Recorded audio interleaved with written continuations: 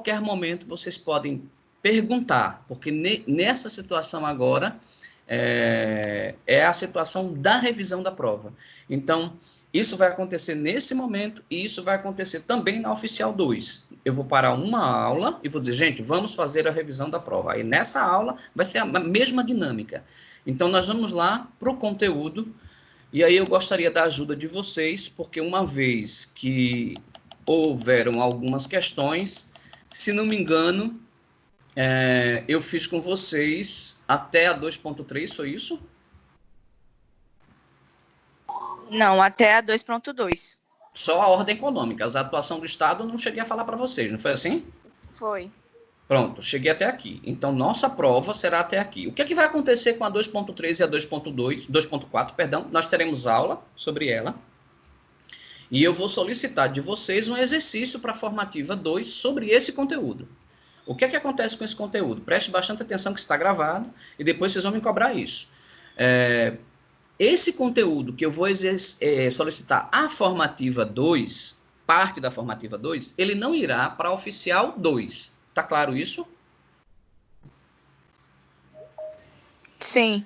Por quê? Porque senão nós teremos... Vou repetir.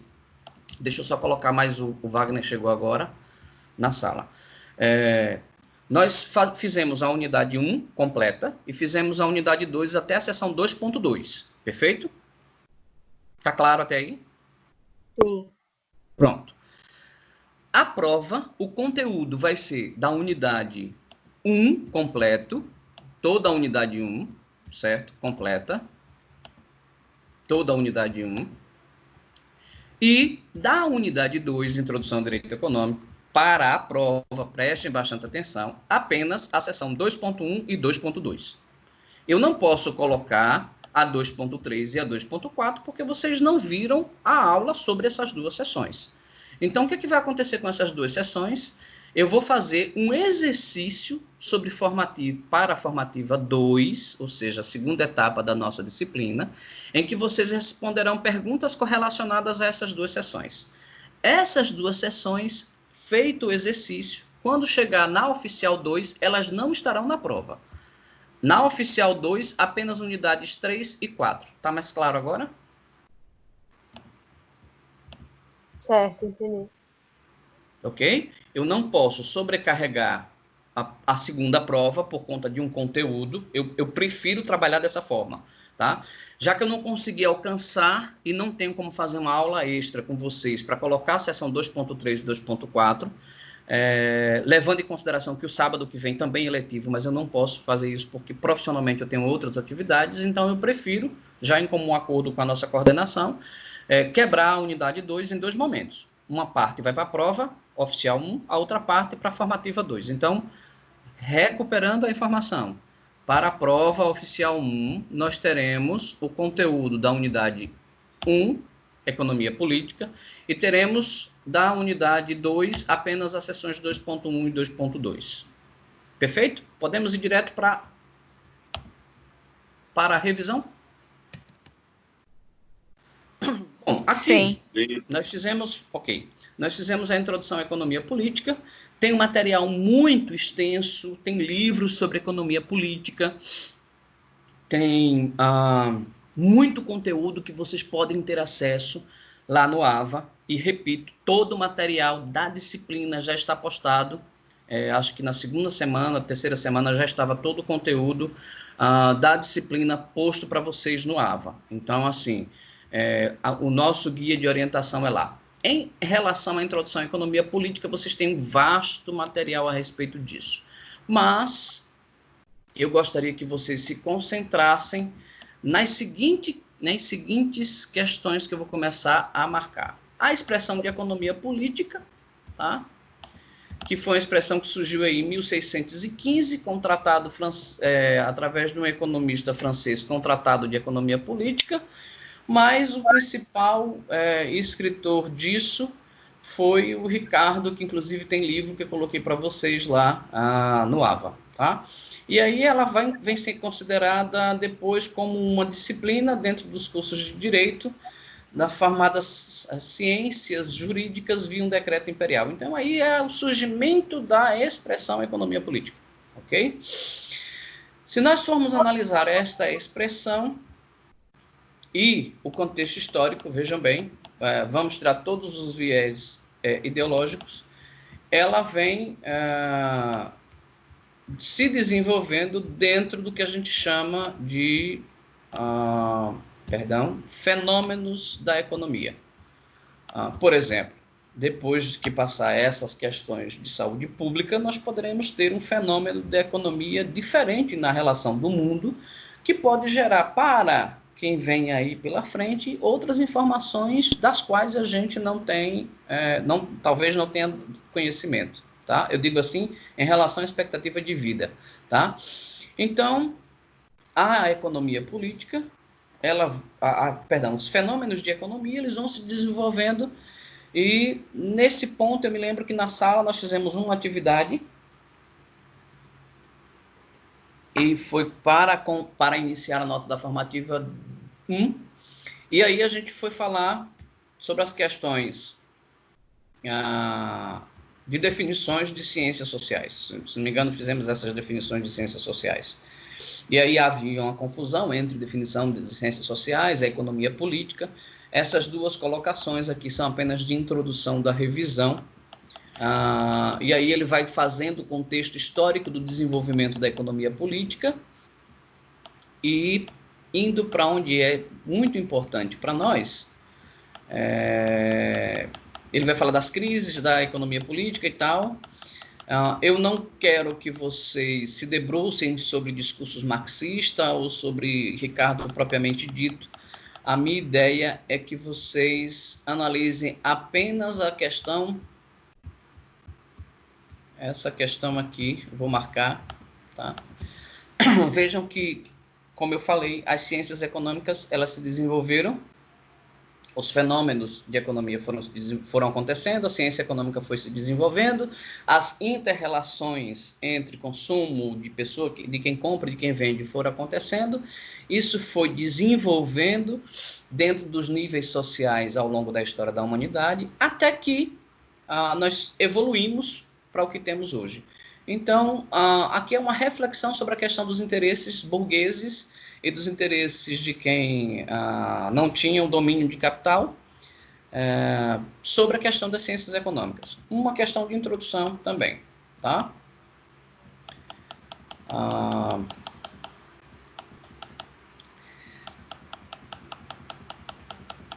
Aqui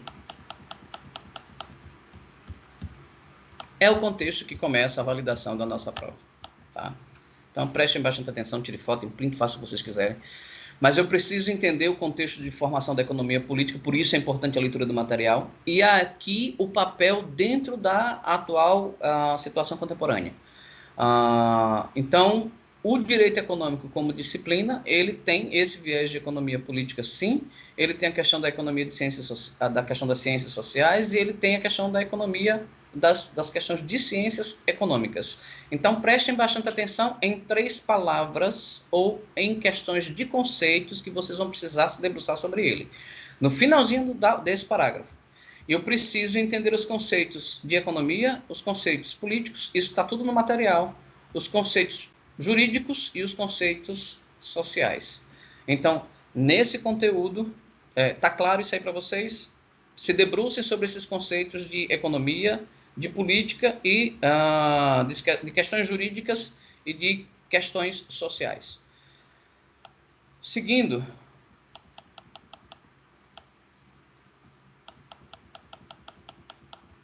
quando vocês virem este símbolo, este desenho, isso não é macarrão instantâneo, gente. Isso simboliza um cérebro. Então, isso pode ser uma introdução de prova, de pergunta de prova, de uma das questões. Tá? Quando a gente fala de economia marxiana, com a questão do marxismo. Tá? Isso aqui pode estar relacionado a alguma...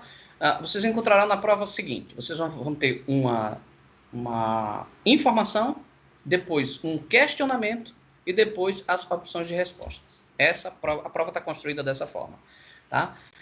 Vou dar uma introdução de uma definição, de repente eu faço uma pergunta em cima daquilo ali, dou as opções de respostas e vocês vão fazer essa questão de resposta. Tudo bem?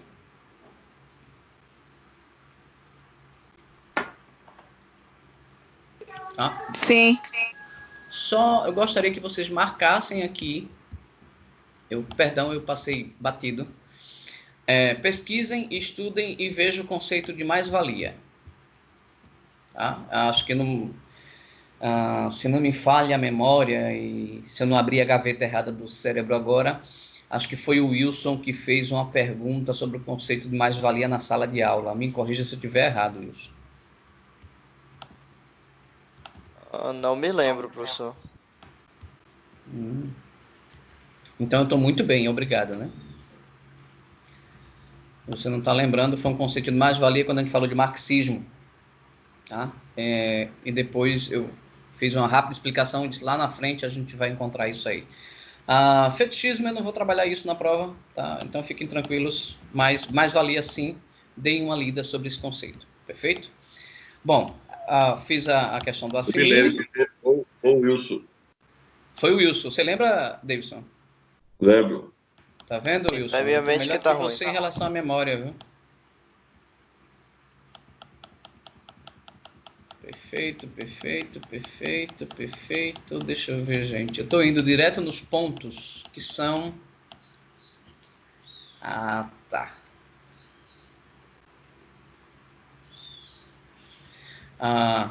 É que tem coisas que eu posso falar e tem coisas que eu não posso falar, senão eu estou na questão da prova propriamente dita. Mas, para que eu possa desenvolver um juízo de valor jurídico, e aí vocês, mais do que eu, evidentemente, estão estudando sobre isso, é importante que eu conheça, evidentemente, a economia política. Vejam, dentro desse conceito, eu posso desenvolver várias questões, prestem bastante atenção. Dentro do conceito de economia política, eu posso desenvolver várias questões para vocês, que vocês precisam entender os juízos de valores jurídicos, evidentemente, associando as questões econômicas às questões de regras de direito, tá? Muito bem. Até aqui eu posso falar. Muito bem. Aqui tem uma questão de judicialização, hoje, na verdade, tudo é judicializado, em relação à política econômica, e aí eu preciso trazer regras para trazer... até aqui, perdão. Preciso trazer regras e trazer normas para orientar. Então, peguem essa informação no sentido de entender o porquê que um conjunto de regras, um conjunto de normas precisam ter um conteúdo econômico. Para que o governo possa gastar, agora eu vou abrir um parênteses aqui, nas questões de saúde pública, foi aprovado o que eles chamam de orçamento de guerra. Então, eu mexo na Constituição, eu mexo nas regras orçamentárias, isso tem um estudo do direito, isso tem um estudo da economia, para que eu possa entender como é que eu vou atuar. Então, é basicamente isso que a gente tem que entender aqui. A seção 1.1, deixa eu ver o que é que tem mais, é só isso, tá? Então, seção 1.1, alguma dúvida em relação ao que eu pontuei, vejam bem, eu vou voltar aqui, o que eu marquei, possivelmente, vocês encontrem em uma ou outra questão da introdução de economia política aqui, a introdução, tá? Então, falamos sobre a expressão de economia política, a questão das ligações dos fenômenos da economia, e em seguida falamos a respeito das ciências econômicas e a economia política. Depois eu pedi para vocês verem a definição de alguns termos, tá? De alguns conceitos, que foram os conceitos econômicos, políticos, jurídicos e sociais. Perdão, não significa dizer que vocês vão encontrar, defina economia, defina política, não é isso, eu preciso que vocês entendam os conceitos, e aí sim vocês vão entender o tipo de pergunta que vai estar lá, tá? E depois pedi para vocês, na verdade eu pulei essa etapa, mas eu pedi para vocês verem o conceito aqui de mais-valia, tá? Em relação às questões de economia, perdão, em relação às definições de mais-valia. Depois eu pedi para que vocês, sempre que visse esse assimile, dessem uma lida nos conteúdos que tem o assimile, porque eles podem estar definindo ou uma pergunta ou pode estar introduzindo uma questão, Tá? Muito bem. E aí, em seguida, nós fizemos a questão das definições, falei mais uma vez sobre a questão de juízos de valor jurídico e a questão de economia política, e fechei com os direitos com o direito econômico, as questões de judicialização, e aqui a questão da economia política, da política econômica, para assegurar, e citei o exemplo do governo com o orçamento de guerra. Dúvidas nessa sessão?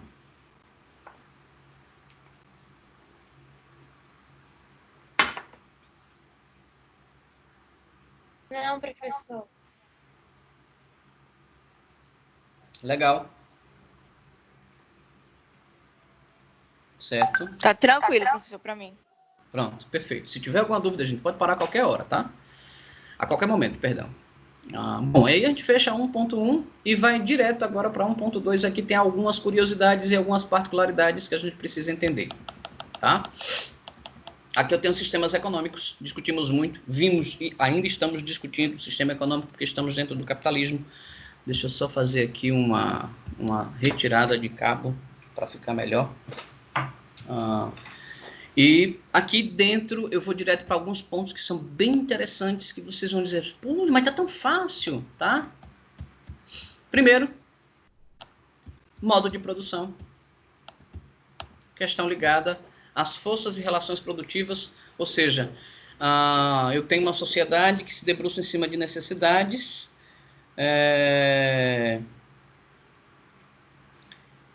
e essas necessidades são satisfeitas através de um processo produtivo. Legal? Então, modo de produção é a forma pela qual uma sociedade organiza as forças e relações de trabalho. Muito bonito dizer assim. Eu estou dizendo o seguinte: modo de produção é uma forma de interação entre a matéria-prima e o produto acabado organizado por alguém. Esse alguém é um empresário que detém os direitos de bem, os direitos do bem e os direitos da produção. O resultado da produção, que no caso é o lucro, que é o que a gente vai direcionar o entendimento. Então, aqui eu preciso entender bem essa... Deixa eu marcar aqui para vocês, tá? Isso aqui, tá? Aqui. Notem, risquem, marquem, botem uma seta, coloquem assim, isso cai na prova. É bem assim mesmo.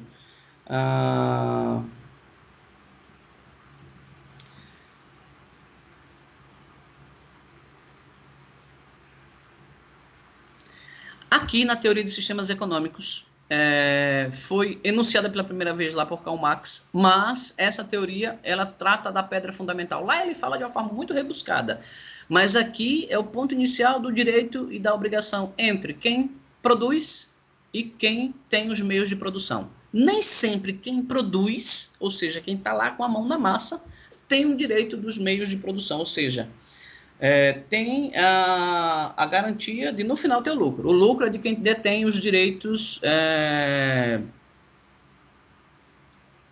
Me fugiu a palavra correta que eu ia falar agora, mas vamos lá. O lucro é de quem é o dono do negócio. Vou falar no jargão popular. Então, teoria do sistema econômico, é interessante vocês darem uma lida. Está lá, Gênese do Capitalismo. Tá? Ô, professor. Pois não? Aí, no caso aí, não entra mais-valia, não? Também. Porque vai ser a diferença entre o que eu produzo, né? Por isso que eu pedi para vocês verem lá. É que quando ele vai falar aqui no modo de produção, ele tem uma forma muito rebuscada de falar e tal, pela linguagem da época, evidentemente. E nesse conceito você vai ter um direcionamento bem mais... como é que eu vou dizer? Mais fácil de direcionar. Porque eu não posso dizer, gente, a pergunta é essa, a condição da resposta é essa. Eu não posso falar isso para vocês. O que eu posso dizer é que possivelmente eu tenha uma correlação entre esta colocação e uma pergunta que não estaria relacionada à mais-valia. Não sei se eu estou sendo claro, senão eu vou dar a resposta. Tá? Não foi muito não, mas deixa pra lá. É porque eu não posso ser tão claro, senão vocês vão, depois que vocês pegarem a gravação, sei lá, vocês estão fazendo a prova, vão lá, pega a gravação, e ele disse isso, a resposta é essa. Então, eu não posso ser tão claro assim, efetivamente. Mas, eu costumo trabalhar com palavras-chave. Nesse ponto aqui, faço o seguinte. A palavra-chave é modo de produção, sistemas econômicos e as questões que estão ligadas a agentes econômicos. São essas. São as palavras-chave. Anotaram aí?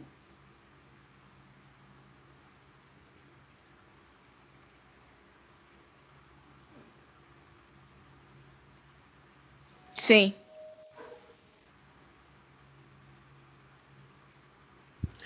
Sigamos. Indo agora para um outro ponto do conteúdo.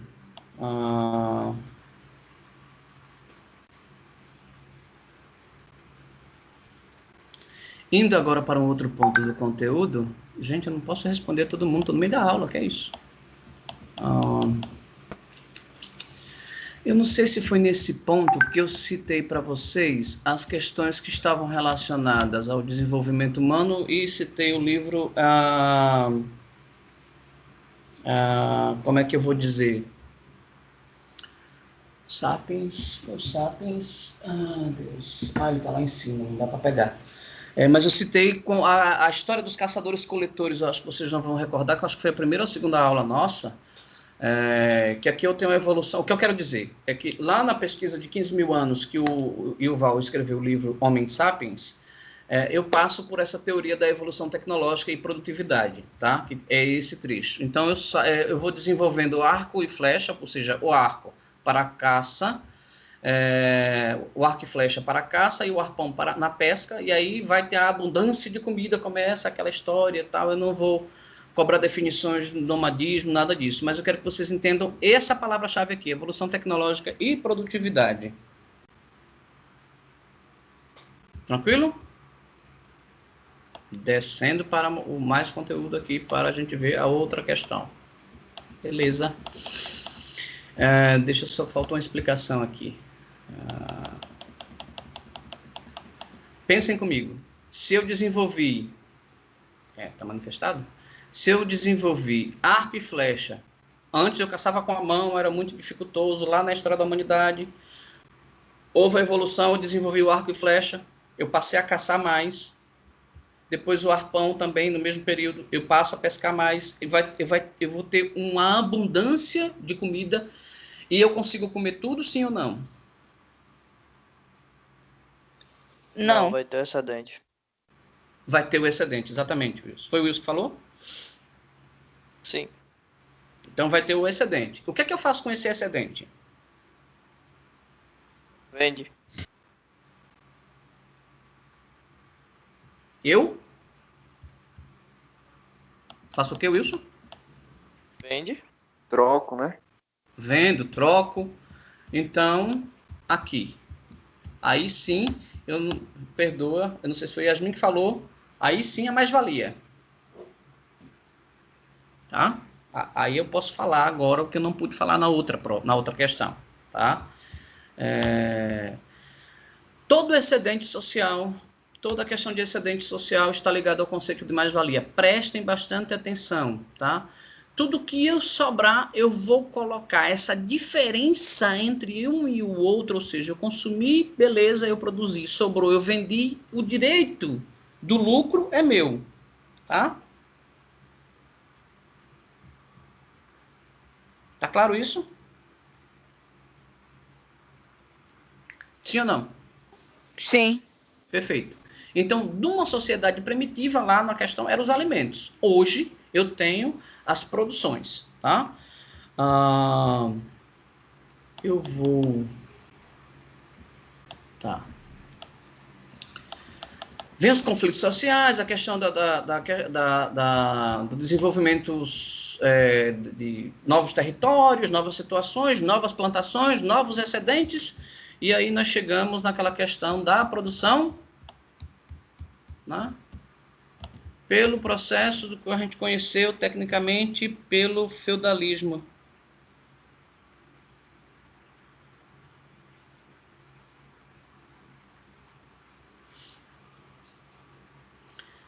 No feudalismo, tudo que eu produzia era meu? Não. Não.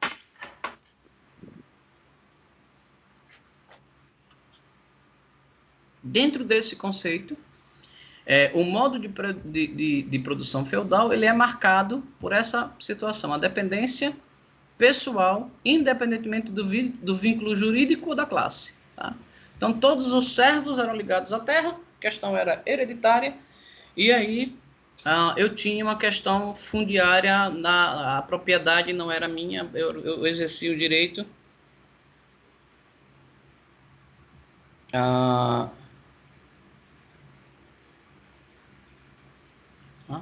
Eu não tinha o direito da propriedade, apenas eu produzia. Então, o feudalismo, eu vou marcar aqui, nesse ponto para vocês, tirem foto, printem, tirem foto, printem a tela ou depois vejam na gravação as questões que eram características do feudalismo, a servidão pessoal, tá?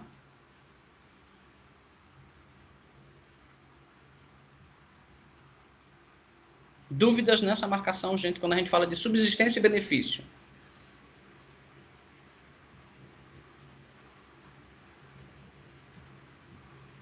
Tranquilo? Vou adiantar a tela, tá? Pois não? Alguém ia falar? Não. Tranquilo, então posso adiantar.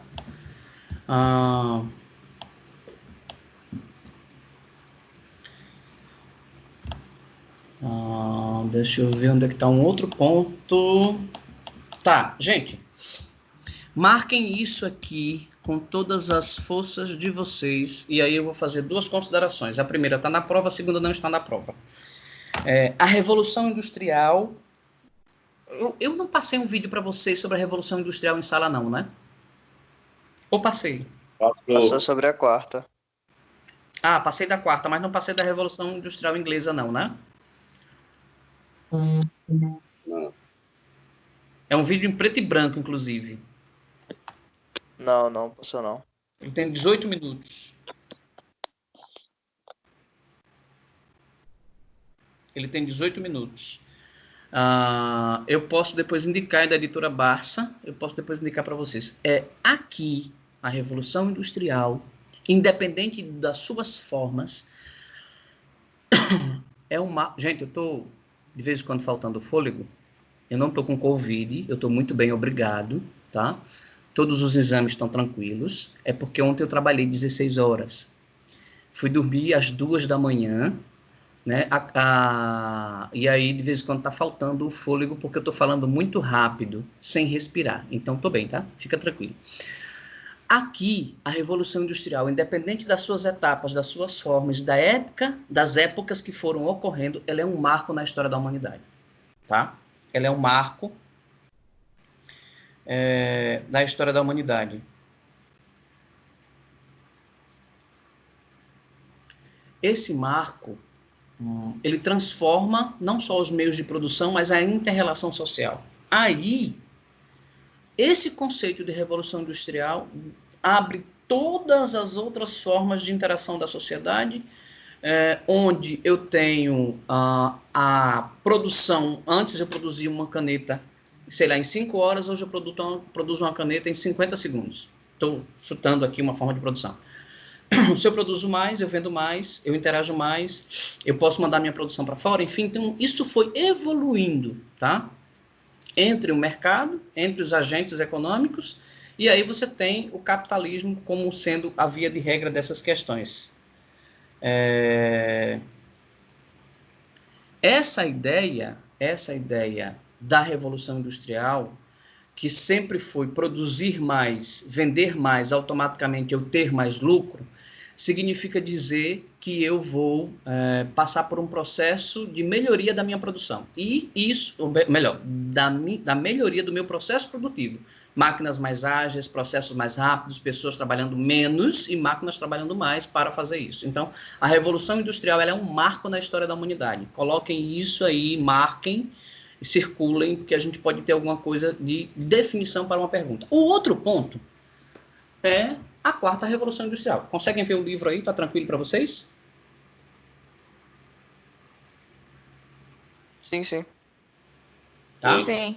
Esse livro aqui abre a quarta revolução industrial, já se fala da quinta revolução industrial, alguém está estudando a terceira revolução industrial, essa é a quarta.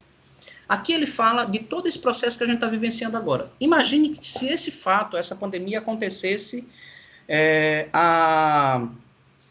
como é que eu vou dizer, há 15 anos atrás, toda essa tecnologia a gente teria de acesso assim, tão simples, tão fácil.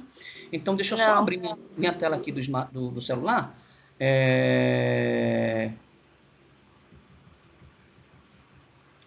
Aqui agora, eu acabei de responder uma pergunta em uma das plataformas, só nessa etapa da quarentena, eu aprendi 5 novas plataformas de interação, de reunião, de processo, de projeto. No meu trabalho, eu aprendi 2 novos sistemas operacionais, como eles interagem, módulos na minha área financeira, além de melhorar as questões aqui. Vejam, eu, aqui nesse momento, eu sou o professor, o roteirista, eu tenho uma pauta que eu tenho que seguir, que está aqui do lado, onde é que eu tô, por isso que de vez em quando eu estou olhando para cá para poder dar revisão para vocês. Então, eu sou roteirista, cinegrafista, continuista, professor, conteudista, porque nesse momento eu tenho propriedade intelectual sobre tudo isso em uma única pessoa. Então, isso hoje só é possível porque vocês estão em casa, eu estou aqui, eu consigo chegar até vocês conseguem me ouvir bem, graças à tecnologia. Essa tecnologia só foi desenvolvida depois da Revolução Industrial. Quanto mais avançarmos na pesquisa e nas revoluções que vão acontecendo, aí no livro do Klaus ele fala sobre isso, eu acharia muito interessante que vocês lessem, e vou mostrar mais uma vez o livro. Não ganho nada, esse eu comprei, tá? Mas o conteúdo dele vale muito a pena, principalmente para vocês depois fazerem algumas pesquisas. Ô, professor. Pois não. Você sabe dizer se tem PDF? Então, quando você fala o PDF, você está falando do e-book, né? Que é o PDF que a gente abre. Eu acredito que sim. Eu particularmente, eu prefiro o livro impresso. Então, vocês podem observar que atrás de mim aqui tem 596. Chegou mais 2 semana passada, então já são 598. Professor, o senhor leu os 598 livros? Não. Aproximadamente 300 e poucos eu li, os demais são livros de pesquisa, então devo ter lido um capítulo, outro capítulo, 3 capítulos de um, 2 de outro, porque são livros de pesquisa. Então, desse meu lado direito aqui, são livros de pesquisa, aqui no fundo são livros de leitura. Aliás, tem livros de leitura ali também. Eu prefiro impresso porque eu gosto de riscar, como eu estou fazendo aqui com vocês agora. Mas há quem goste do PDF. Eu confesso que eu não lembro de ter visto o e-book, mas você pode entrar no site da leitura, foi onde eu comprei este, e você verificar. Deve ter, possivelmente deve ter, porque todo mundo está fazendo e-book, né? Então, deve ter sim, tá? Eu acho muito importante que vocês tenham, porque aqui tem informações, eu já ia mostrar o livro de novo, tem informações de tecnologias, de processos, que talvez lá na frente vocês do direito se debrucem sobre dizer assim, e agora, isso é válido ou isso é inválido? O cliente foi prejudicado ou a empresa foi prejudicada dentro dessa interação? Por exemplo, a minha propriedade intelectual agora eu estou quebrando para vocês. Então, dentro da regra do artigo lá que eu falei para vocês, a Lei 9.600 e alguma coisa, de 19 de fevereiro, eu estou quebrando uma regra que eu mesmo disse que era porque é o direito de propriedade intelectual. Mas, diante de uma necessidade como essa é a forma de interação que a gente tem. Entenderam? Então, eu acho interessante que vocês tenham esse livro lá na frente para vocês. Deixa eu ver agora para onde eu vou. Vamos lá. Falei da Revolução Industrial, aí vem os rumos. Certo. Aí vem o fenômeno da monopolização, mas esse fenômeno eu não conceituei. Só conceituei aqui, tá? Que aí você tem primeira Revolução Industrial, o vapor, né? Trem, as máquinas a vapor. Segunda Revolução Industrial, petróleo e eletricidade. Só que aqui tem uma concentração em monopólio. Gente, escrevam aí, eu não falei sobre isso, mas eu anotei. Sangue Negro. O filme. É Sangue Negro. São 3 horas de filme. mas é toda a ideia de como a segunda revolução industrial em cima do petróleo, evidentemente a história se passa sobre várias petrolíferas americanas que surgiram nessa época. O filme vale a pena assistir, Sangue Negro. Eu não sei em que plataforma ele está hoje, mas na época que eu assisti, para vocês terem ideia, era DVD, na época que eu assisti. Então, possivelmente, vocês conseguem encontrar ele aí em alguma plataforma dessa, tá? Possivelmente, vocês conseguem encontrar. Então, o filme ajuda a entender várias conceituações do que a gente tem hoje, mas aqui ele começa a história do monopólio, tá? Nós descemos aqui... não vou falar do neoclassismo. Tá. Vem as intervenções militares, os países vão ser dominados, eu exporto as questões de produtos primários, até hoje o Brasil exporta, né, questões de commodities. Tá, lembram que eu falei da Grande Depressão de 29, nós pontuamos várias coisas na sala? Quem se lembra disso? Eu até citei um filme, quem se lembra do filme?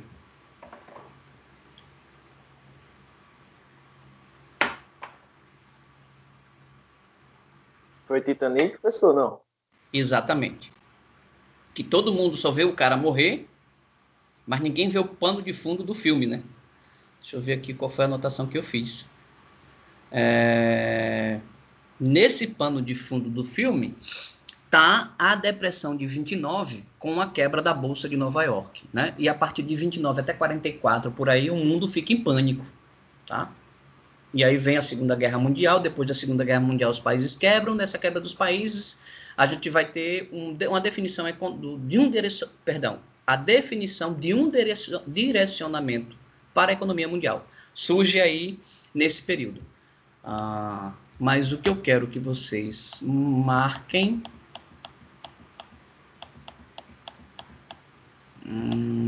vamos lá, senhor.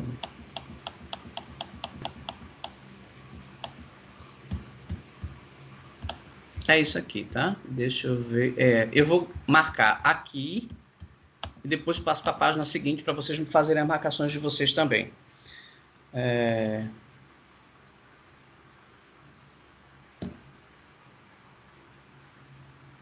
Nessa questão do capitalismo,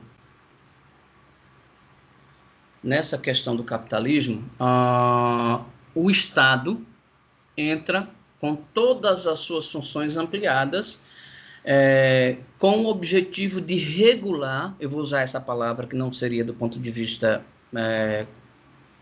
de uma resposta muito próxima, mas com a ideia de regular o sistema, evitando que ele entre em colapso. Por exemplo, as medidas que estão sendo tomadas economicamente ao redor dos 180 países que estão em pandemia, visam evitar que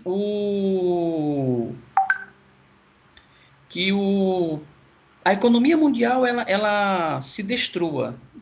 Eu fiz a anotação, agora não estou conseguindo ter acesso a ela. Agora sim. Nesse ponto de vista... Pois não? Isso quebra o paradigma da mão invisível do Estado? Bom. Do Estado não, do mercado? Sim, agora está certo. Veja só, eu não diria que o mercado... Ele, na verdade, nunca teve uma mão invisível, né? Do meu ponto de vista, ela sempre foi muito real. Agora... Entenda, eu vou recapitular o que nós discutimos em outra aula. O Estado tem a obrigação das políticas públicas, perfeito? Certo? Eu quanto Estado, não tenho que executar saúde, segurança, educação, para aquela história todinha, bonitinha da Constituição? Sim. Mas para isso eu preciso de grana. A grana é oriunda de impostos e taxas. Quem paga impostos e taxas? Todos nós. Todos nós, pessoas físicas e pessoas jurídicas. O maior volume gerado, e aí vocês vão entender agora quando ouvirem falar assim, por que no Brasil querem taxar as grandes fortunas? Agora vocês vão entender. E o volume de dinheiro arrecadado é gerado mais pelos impostos pagos pelas empresas, perfeito? As pessoas físicas, enquanto pessoas físicas, por maior que seja a sua declaração de imposto de renda, você ainda é um contribuinte que não paga tanto. A taxação de grandes fortunas é para arrecadar mais do Estado. Para arrecadar mais, o Estado vai arrecadar mais. Está claro até aí? Então, eu preciso da grana. Imagine que o sistema econômico entra em colapso. Ninguém compra, ninguém vende. Gera imposto? Não. Se não gera imposto, o Estado não tem condições de executar as políticas públicas. Então, o mundo todo está injetando dinheiro, os estados, né? Quando digo Estado, entenda a União, né? Os países, vou melhorar, né? Os países estão injetando dinheiro para desenvolver mais a economia, para evitar que entre em colapso. Então, o Estado tem uma atuação hoje muito forte nessa questão do capitalismo. Eu estou colocando isso porque isso é a introdução da questão, não era nem para falar isso, mas aí ele termina aqui, tá? Ô, professor, Pois não? inclusive agora foi aprovado 80 bilhões para os estados e municípios, né? Sim, foi Pelo ontem, Rodrigo. foi a aprovação disso, né? Ele chama assim de ajuda emergencial aos estados. Para mais corrupção, né? Bom, por uma questão de terreno gravação, viu, para que eu não produza prova contra mim, eu vou me abster desse comentário, apesar de ter uma tendência de concordância muito interessante sobre isso. Fala, alguém falou. Comprar um terreno ali, né, professor? Aquele de 600 conto eu fiquei muito interessado. Será que ele aceita 1.000? Não sei se eu vou manter o condomínio depois, tá? O senhor já verificou hoje, não? Não, hoje não. Vamos seguir, que eu tenho ainda 7 questões, tá? Já foram 3 questões dessa brincadeira. Gente, aqui a gente finaliza essa sessão. Tá, eu não falo da Guerra Fria, porque a Guerra Fria foi muito... Não tem Guerra Fria, tá? Mas anotem essa palavra, vocês vão ver ela com frequência, tá?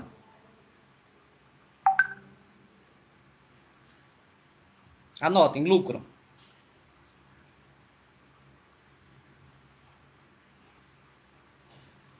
Tá? Anotem o lucro. Ele é muito... Vamos dizer que vocês vão se encontrar com ela algumas vezes na prova, tá? Vão se encontrar algumas vezes na prova. Então, vamos lá. Deixa eu seguir aqui e aqui. Definir já. Aí a gente fecha a seção 1.2 e vamos para 1.3. Isso aqui foi a questão das questões que eu falei para vocês. As fases do capitalismo, concorrencial, monopolista e monopólio do Estado, tá? A figura é interessante, mas a gente sabe que depois da Revolução Industrial, alguém chegou na sala de aula, deixa eu ver quem foi. Vamos lá, Gleiciane chegou, muito bem, seja bem-vinda. Vamos liberar aqui o acesso. Eu não sei por que eu estou tendo que admitir todos vocês na sala, era para vocês entrarem automaticamente. Não entendi, eu acho que o vencimento do link, que é hoje, pode ser isso. Bom, vamos seguir. Vamos, então, eu tenho uma questão pessoal a respeito dessa imagem, porque eu acho que depois da Revolução Industrial, eu não tenho só uma questão de fase do capitalismo concorrencial propriamente dito, né? Não sei se eu diria se as concorrências são de fato livres, né? Porque e se a intervenção do Estado estatal não acontece, a gente discutiu isso em outra sessão, daqui a pouco eu recupero essa aula. Eu falo a aula da intervenção do Estado enquanto questões estatais. Acho que foi a aula passada que a gente discutiu isso. Seção 1.3, História do Pensamento Econômico. Aqui nós fizemos um debate na sala de aula, me lembro perfeitamente disso. Quando a gente discutiu, eu achei o debate muito interessante, vocês argumentaram muito, os que falaram, evidentemente, porque nem todo mundo falou, mas os que falaram argumentaram muito bem ou questionaram muito bem, eu fiquei muito feliz naquele momento, queria evoluir muito isso em sala, mas lamentavelmente a gente está passando por essa fase que em breve termina, graças a Deus.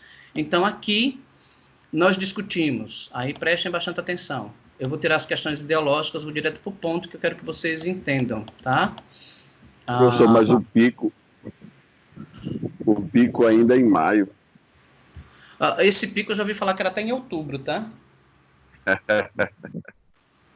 Tá?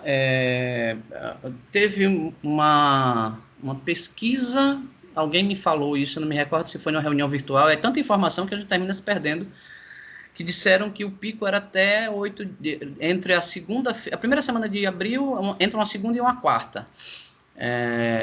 E era para ninguém sair de casa, enfim. Gente, eu devo confessar o seguinte, ontem eu precisei sair, fui atender um cliente que teve uma situação de problema e eu tinha que fazer uma orientação e tinha que estar lá pessoalmente. Porque havia uma reunião com o pessoal do sistema operacional que eles estão usando e eu tinha que dizer que tipo de relatório, enfim, questões operacionais mesmo. Eu andei achando que não teria trânsito, gente, está parecendo um dia normal, tá? Passei na Fernandes Lima que parecia que, assim, desconsiderando que não tem aula, era como se fosse um dia comum. Sim, intenso. Então, você tem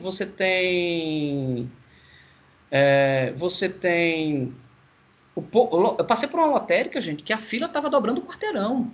Tudo bem, entra de 3 em 3, de 2 em 2, mas as pessoas, particularmente, não vejo respeito em relação à própria questão da interação social, entendeu? O povo vai para uma fila, fica quase em cima de vocês, no supermercado, enfim. Eu confesso que é complicado. Bom, os supermercados viraram shopping, né, professor? Virou shopping. O povo, assim, o povo tá pensando assim, me desculpe, mas o povo tá assim, eu vou morrer, mas pelo menos eu vou morrer de barriga cheia. Aí enche o supermercado para comprar coisa, que eu nunca vi tanta gente comprando tanta coisa no supermercado, tá? Bom, aqui eu preciso que vocês... Eu fiz uma marcação aqui, e como eu estou ao vivo mesmo, não vou mentir, aqui tá de um jeito e no livro tá de outro. Então vou me seguir pelo livro, tá? Aí eu não lembro que eu não posso abrir a prova aqui, vai que na hora de eu abrir a prova aqui, eu compartilho a prova para vocês, aí ferrou a minha vida, né? Eu perco o pobre no fim. Hã? Vocês vão fechar os olhos, né? Se eu compartilhar, sei. Tá. Gente, é que tem aqui. Eu tenho protecionismo, mas a gente discutiu isso. Eu vou ter que... Lá na frente a gente vai voltar a isso. Mas isso aqui é interessante que vocês façam a leitura, tá? Porque eu tenho protecionismo estatal, tá?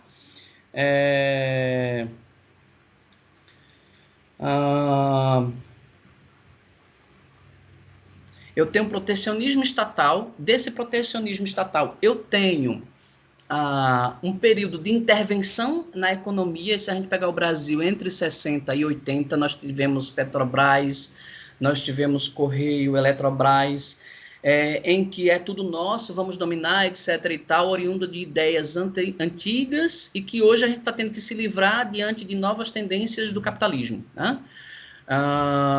Mas a ideia do protecionismo estatal, eu quero que vocês fiquem com essa ideia aí que a gente marcou. E depois disso, eu tenho a questão da balança comercial. Talvez vocês tenham alguma informação, eu não preciso que vocês entendam de balança comercial, mas se encontrar esse termo, não se assuste.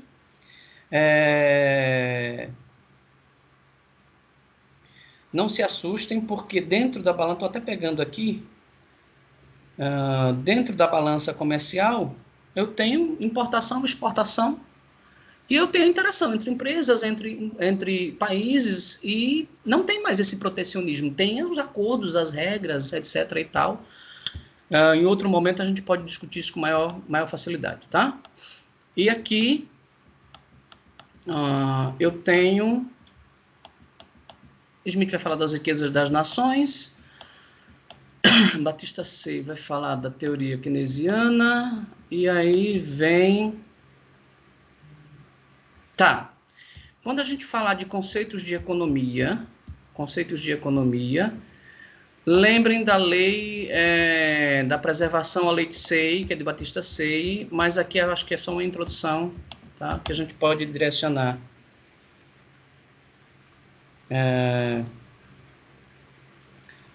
Aqui eu anotei certo. Perfeito? Deixa eu descer aqui mais um pouquinho. Muito bem. Tá, e oferta e demanda. A gente discutiu sobre oferta e demanda com veemência isso em sala, né? Oferta é aquilo que eu produzo e entrego, demanda é a necessidade de mercado. Tá claro isso para vocês? Alguém tem alguma dúvida sobre as definições dessas duas palavras quando a gente fala de economia?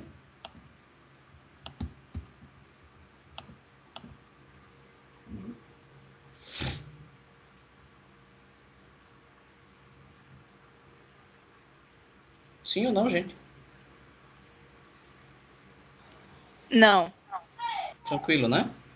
Não. É tranquilo.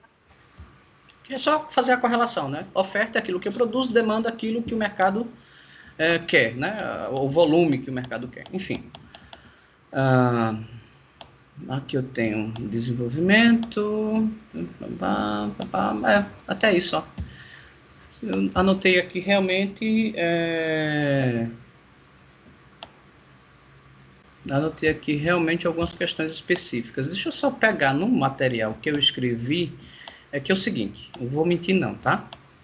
Eu coloquei aqui a prova. E o livro eu deixei aqui. Então eu vou lendo aqui e vou dizendo para vocês, né? Não vou inventar a roda. Então, seção 1.2, 1.3, perdão, fechada. A gente vai para 1.4. Ah, tá. Economia keynesiana.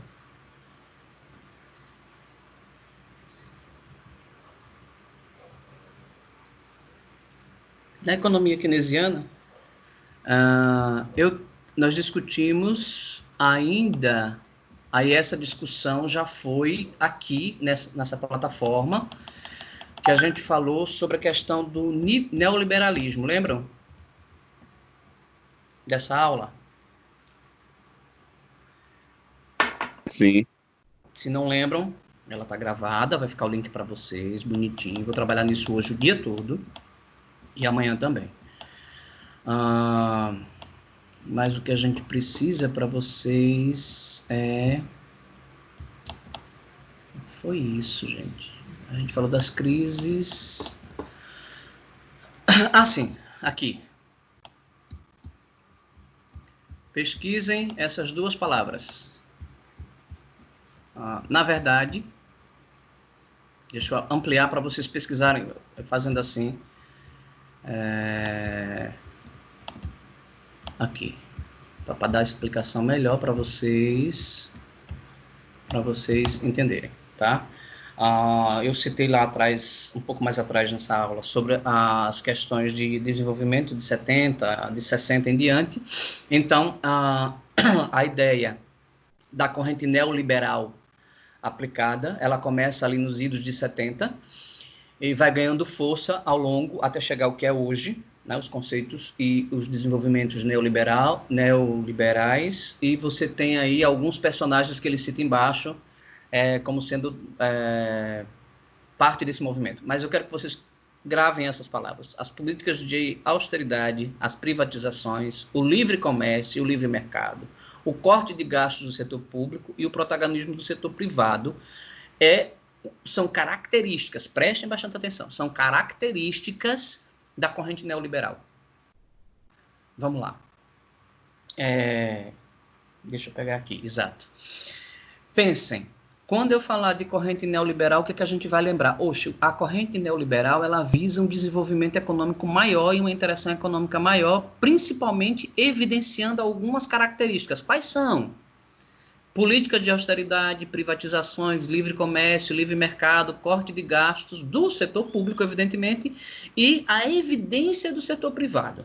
Isso está claro para vocês? Eu só posso ir até aí. Tá. É que eu não lembro, nesse momento, como eu fiz a explicação da outra vez, mas...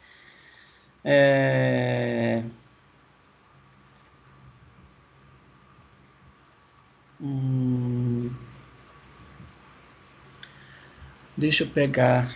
Eu não posso dizer exatamente como está escrito, mas lembrem, eu vou repetir. Características da corrente neoliberal são essas que estão marcadas. Políticas de austeridade, privatizações, livre comércio, livre mercado, corte de gastos, aí a gente desce para cá, para essa imagem, aí eu vou ver tudo isso. Deixa eu diminuir só um pouquinho para a imagem, opa, diminuir demais. A imagem é essa, nós discutimos isso em uma das aulas, perfeito?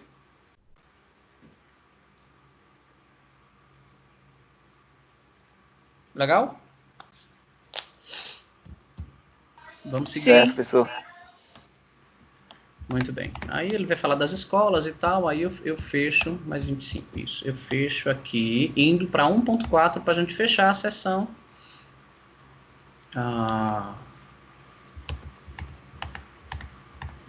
para a gente fechar a sessão. Aqui sim, tem questões específicas. Deixa eu subir um pouquinho aqui no material.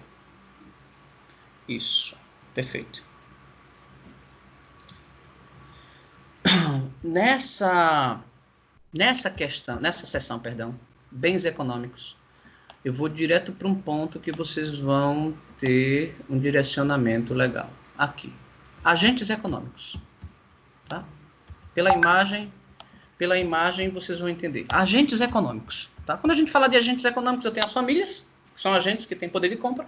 Eu tenho as empresas que produzem e circulam os bens e os serviços. Eu tenho as instituições financeiras que viabilizam a prestação de serviço financeiro, mas também podem emprestar grana para as empresas e para as pessoas físicas.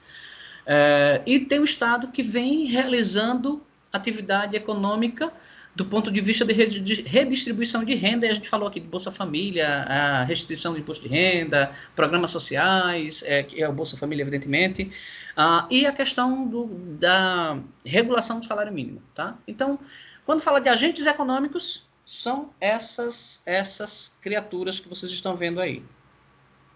Tá? Descendo mais aqui, eu tenho... aqui a gente discutiu muito, e aí sim começa a brincadeira, tá? Peguem o artigo 170 da Constituição Federal na sua íntegra, ele está publicado para vocês lá, se não me engano. Tá? E ele vai dizer, preste atenção, nesse artigo, lá na frente, ele diz assim, são princípios orientadores da atividade econômica. Quais são? Quase que eu estou dando a questão aqui. São esses aqui. Tá? Princípios orientadores de atividade econômica. Livre concorrência, propriedade privada, soberania nacional, defesa do consumidor, função social da propriedade, entre outras coisas que a gente vai ver. E aí, ele vai falar sobre a defesa do meio ambiente, etc. e tal, a redução da desigualdade, busca do pleno emprego e termina aqui. Tá? Então... palavras-chave que vocês precisam anotar aí, artigo 170 da CF e os princípios orientadores de atividade econômica. Tá tranquilo até aí? Posso seguir? Tranquilo.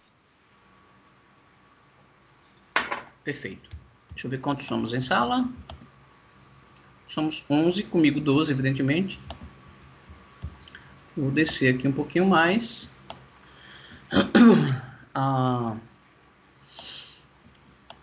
Deixa eu ver. Tá. Anotem essa palavra aí no material de vocês. Vocês vão se debruçar com isso aqui. Livre concorrência. Tá?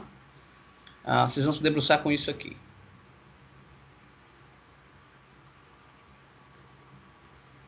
Ok?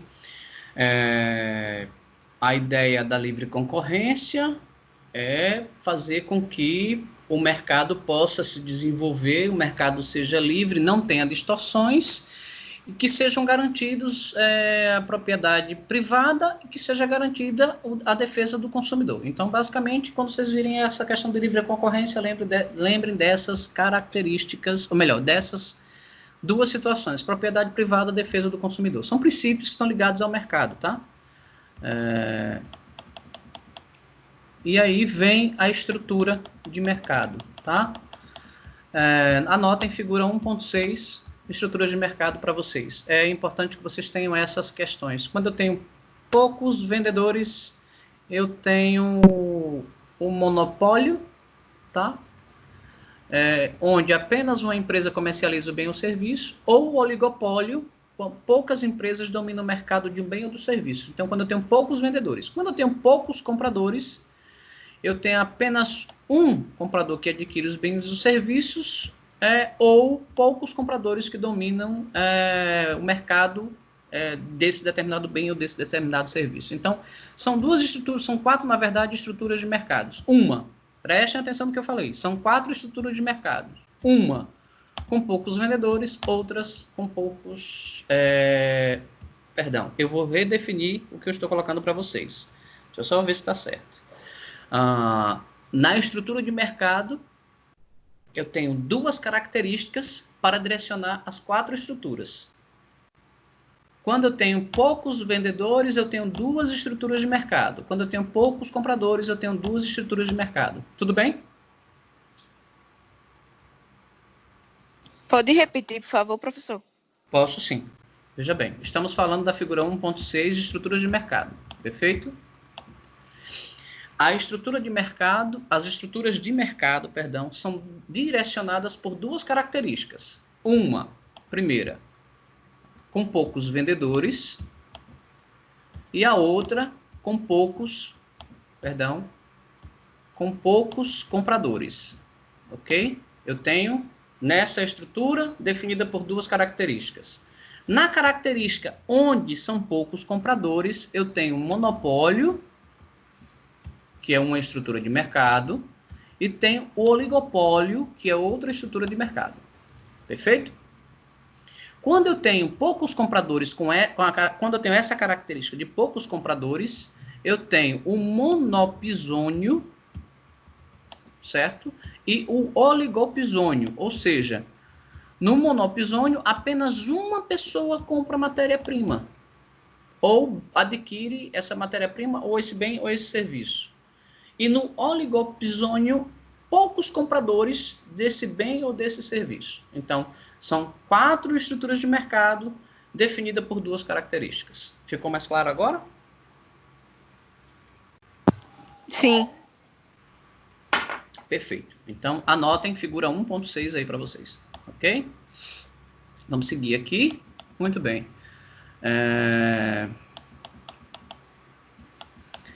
Lei de oferta e procura, lei da procura. Essas duas palavras anotem também.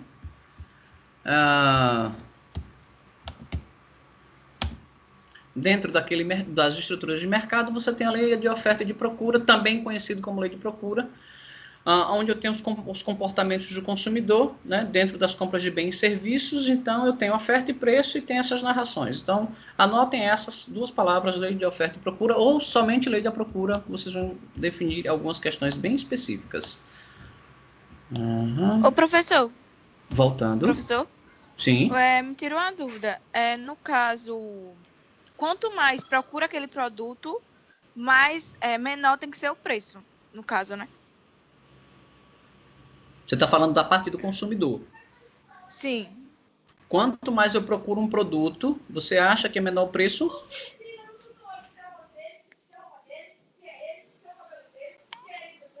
Acho que sim. Então vamos Porque lá. a pessoa vai procurando, a tendência é o preço cair. A tendência mas é isso que não é aumentar. Quando a oferta é restrita, quando a oferta, veja bem, você está falando do ponto de vista do consumidor, eu, consumidor, vou procurar um item e várias pessoas vão procurar esse mesmo item, ok? Na sua concepção, o preço deveria ser menor. No entanto, o mercado reage de forma diferente. Se a oferta for enorme, aí o preço pode cair sim. Há uma tendência. Eu sempre faço uma comparação. Coentro na Semana Santa, ele sai de 50 centavos para 2, 3 reais. Ok? Por quê? A demanda aumenta. Aí a oferta pode não ser o suficiente, o preço vai lá para cima. Exemplo prático disso, álcool em gel. Tá? O que aconteceu com o preço do álcool em gel? Na verdade, algumas pessoas, achei interessante, porque alguém comentou, eu nem sabia que existia. Tá? E foi um produto que ficou escasso no mercado. O que foi que aconteceu com o preço? Subiu. Então, consideravelmente, né? Eu comprei, tenho o hábito de comprar para limpeza doméstica, mas eu comprei mais garrafinhas como essa, quando eu comecei a ver que o negócio ia pipocar. Então, ainda comprei isso aqui a R$6, tá? Mas de forma também criminosa, né? Em Sim. alguns casos. E aí o Estado, ele pode intervir, tá? Ele pode intervir desde que haja uma reclamação formal ou não, o Estado perceba que isso está acontecendo. dentro desse processo que você falou, do nosso ponto de vista de consumidor, se muita gente está procurando, ou seja, o volume de compra vai aumentar, as empresas deveriam diminuir. Mas esse não é o raciocínio do mercado. O raciocínio do mercado é o contrário. Tá? Salvo engano, eu tenho muita oferta. Por exemplo, coentro no carnaval. Ninguém compra, praticamente pouca gente compra, porque o povo está comprando o quê no carnaval, gente? Cerveja? Uhum. Você não vai chegar no supermercado e eu vim comprar coentro pro carnaval. Não, vai comprar cerveja, vai comprar tira-gosto. Então, de acordo com as demandas específicas sendo orientadas pelas necessidades do consumidor, ou seja, eu vou consumir nos momentos ideais. Lamentavelmente, já estão dizendo que o São João não vai acontecer, né? Ô, professor, Pois não. uma coisa que a gente viu baixar consideravelmente foi o combustível, né? Sim, enquanto o mundo está em crise aí, em pandemia, o combustível vai baixar. Conheço várias pessoas que têm posto, conheço pessoas que trabalham também em posto de combustível e dizem que isso é uma tendência que deve demorar aí até acabar a pandemia, literalmente, tá? Eu não confio muito nisso porque ele é tipo dólar, né? Ele é flutuante, o preço do combustível. Mas já tem alguns dias que ele está abaixo de R$4, né? Você encontra aí de R$3,90, R$3,86 aqui no Macro, que é próximo de onde eu moro. Você tem combustível, ontem eu abasteci a R$3,86, tá? E a oferta, aí sim, a colocação que ela fez, o preço não está aumentando porque também tem uma oferta enorme de combustível. Por que tem essa oferta enorme de combustível? A maioria das pessoas não estão saindo de casa. Tá? Idosos, crianças, o volume também de pessoas indo levar a criança na escola, depois indo buscar, depois indo trabalhar, depois fazendo movimentação, indo para a faculdade, deixa de existir, o consumo de combustível também cai. Tá? Aí você tem essa conotação. Acho que eu dei uma viajada aqui, isso aí até é do material, mas tudo bem. Lei de oferta. Tá, gente, ficou claro aqui para você. Essa explicação que eu dei, né? Sobre a oferta e procura, né? Sim. Descendo aqui, aí eu tenho uma classificação, gente. Anote aí, figura 1.7. Tá? Toda a classificação de bens econômicos. Não vou nem explicar tudo, né? Porque eu fiz, ele sai sendo subdividido em 4 situações, né? Primários, não sofre transformação, é matéria-prima, evidentemente, commodities, etc. Intermediários, depois capital ou produção, por último, finais do consumo. Eu estou raciocinando rápido, mas é isso aqui, ó. Primários, tá? Depois intermediários, depois capital ou produção, tá? Capital, grana também, e finais ou consumo, que servem ao consumo do final. Aí, quando eu chego nessa etapa aqui, eu abro para duráveis e não duráveis, tá? Então, anotem, o cerne dessa sessão está na figura 1.7. Várias perguntas podem sair daí.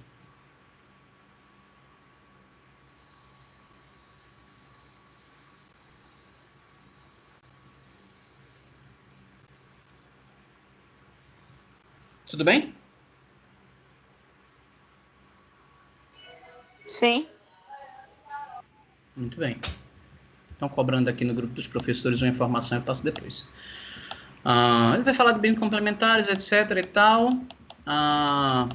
E aí eu falei de bens de consumos excludente e não excludente. Isso aqui ficou definido, nós dialogamos na sala para abrir para esta questão da ciência econômica. Que ele vai falar de fator humano, mas tem um vocabulário que eu preciso que vocês, isso aqui, botem uma seta grande. Isso aí é interessante vocês terem. Custos de transação e custos de oportunidade, tá? Isso é importante.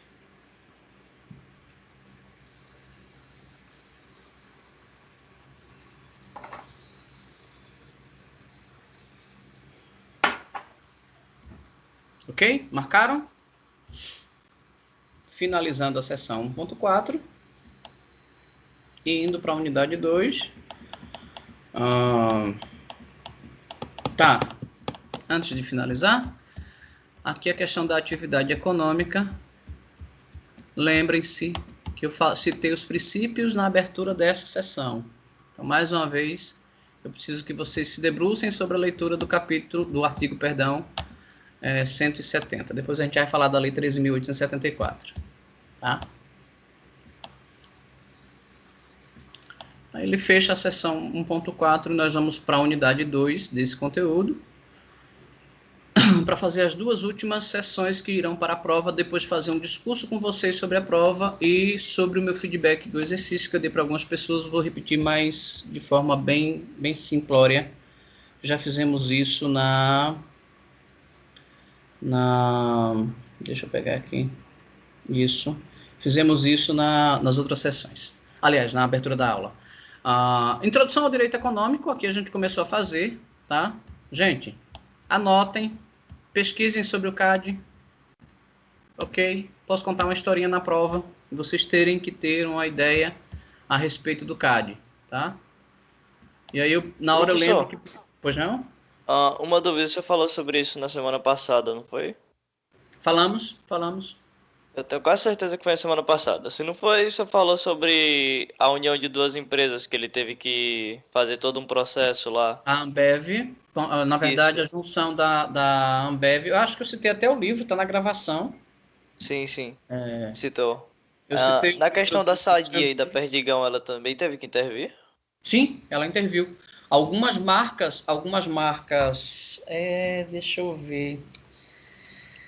Parece que alguns produtos, não sei se foi a Toscana, de uma delas teve que ser retirada do mercado, a marca, teve que deixar de ser produzida, entendeu? Porque seria monopólio, domínio de mercado, alguma coisa do gênero, o CAD interviu e no final da história nós tivemos aí o surgimento e o fortalecimento da Seara, surgiu como uma marca possibilitando um desenvolvimento, mas ele interviu em várias, e tem feito intervenções, se não me engano, lá no site do CAD, você tem as atuações dele, tá? As histórias. Lógico que ele não publica o teor de algumas questões, mas tem as histórias.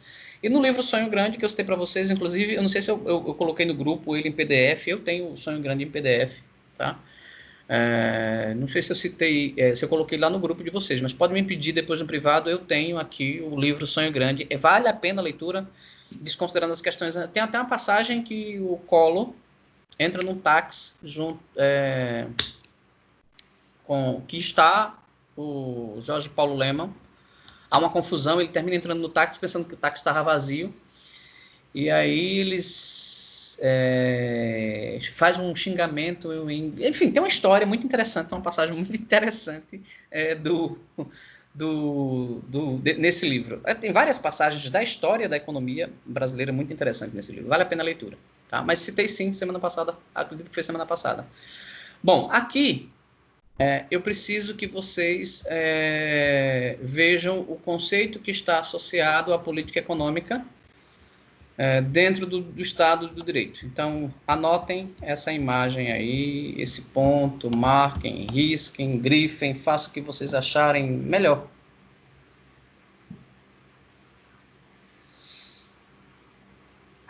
O professor, já foi assunto aí para umas 20 questões, hein? Sim, se a gente estivesse fazendo essa prova em sala, seriam 3 tipos de prova.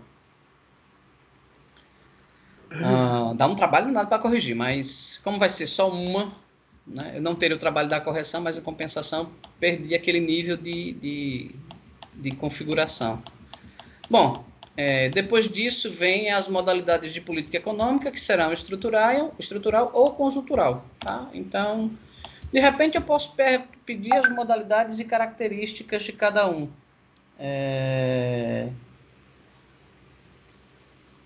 Dentro dessa...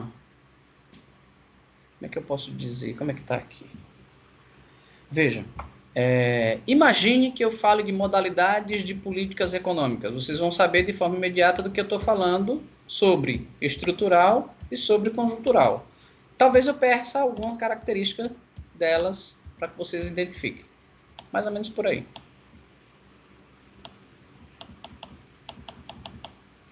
Onde é que está o outro ponto? Muito bem. Gente, política fiscal. Nós falamos de política fiscal. Tá? Falamos de política econômica, política fiscal. E aí sim, deixa eu pegar outro ponto aqui. Onde é que eu tenho que pegar esse outro ponto, gente? Eu vou ter a política fiscal. Acho que a imagem é melhor. Deixa eu ver se a imagem está aqui embaixo.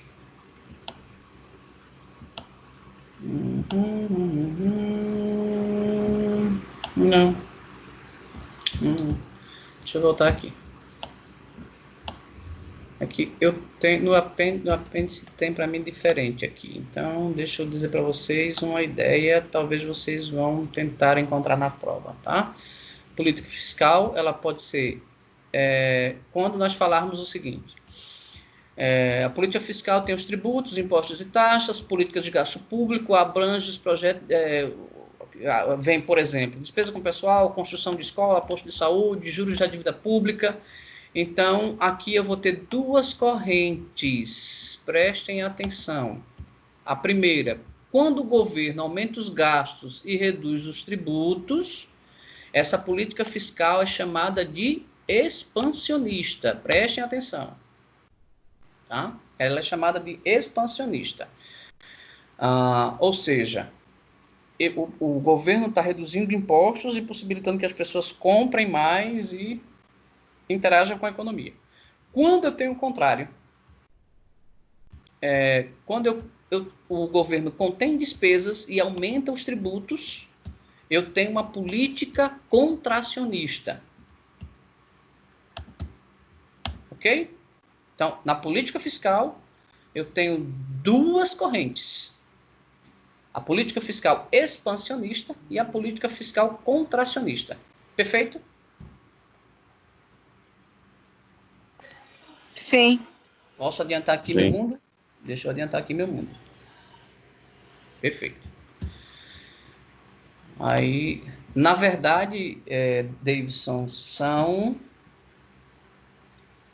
já foram 16, tá? Já foram 16. Então, você falou 20 aí, chegou bem perto, tá? Vamos lá, gente, anotem vocabulário de balança de pagamentos. Essa é uma das definições muito interessantes e muito importantes em relação ao instrumento de contabilidade nacional. Quando a gente fala de balança de pagamentos, eu tenho aí uma das definições de balança de pagamentos. Vocês podem se encontrar com elas por aí. Depois disso, a gente vai ter as políticas de renda, tá? Que é uma ferramenta de política econômica, sim, mas ela visa a questão de justiça social, equilíbrio, redução de desigualdade social. Esse seria o termo correto, tá? Então, é um ponto que vocês devem se debruçar e anotar. E aí vem um plano real, a gente falou do plano real, falou de época, citou várias coisas aqui, citou programas nos diversos governos que existiram aí nos últimos anos. E aí tem a questão do salário mínimo, e aqui eu tenho a política monetária, tá? Expansiva, que é a oferta de moeda na economia, reduzindo juros, aumentando ou incentivando que as empresas peguem dinheiro e investam no processo produtivo para que possa desenvolver a geração de emprego e renda, tá? Deixa eu ver outro ponto. Certo. Eu não lembro se eu falei, eu acho que aqui eu não citei, me perdoem, eu olhei ali, vi uma palavra-chave.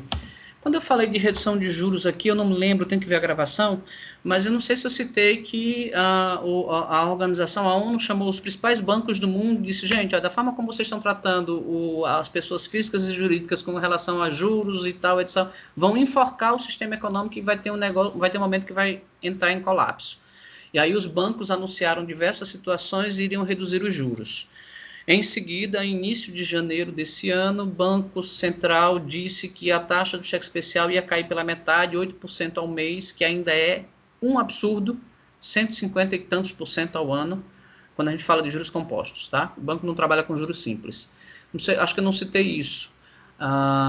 Mas é uma questão de redução dos juros, é só uma palavra-chave para vocês não se desesperarem em relação a essas questões. Bom, falei do milagre econômico, e aqui eu lembro que eu fui pesquisar o PAEG, que era o programa, na época eu não estava conseguindo encontrar informação, e aí eu mandei para vocês, tá? Eu tenho na década de 70 o milagre econômico, eu venho fazendo desenvolvimento, depois eu tenho o plano real, certo? Já no governo Itamar Franco, em que o ministro da Economia era o sociólogo Fernando Henrique Cardoso, se não me engano, tá? Era o ministro da Economia na época do governo Itamar Franco, depois se transformou no presidente da República por 2 mandatos. Beleza. Artigo 3 da Constituição Federal, ele fala da sociedade justa, solidária, mas aqui tem um princípio da economicidade, anotem esse termo, para que vocês possam pesquisar depois, tá? Bom, e aí vem uma colocação do direito econômico nessa seção. Grifem, marquem, botam a seta, e aí eu vou ser bem franco, coloque assim, cai na prova, tá? Cai na prova. Isso vai ser importante para vocês, perfeito? Aqui eu vou ter uma definição interessante sobre a questão de eficiência e justo, exatamente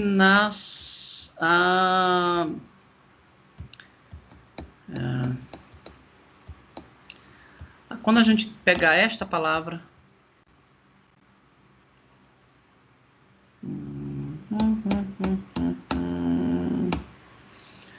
essa definição antes, é a Escola de Análise do Direito Econômico, tá?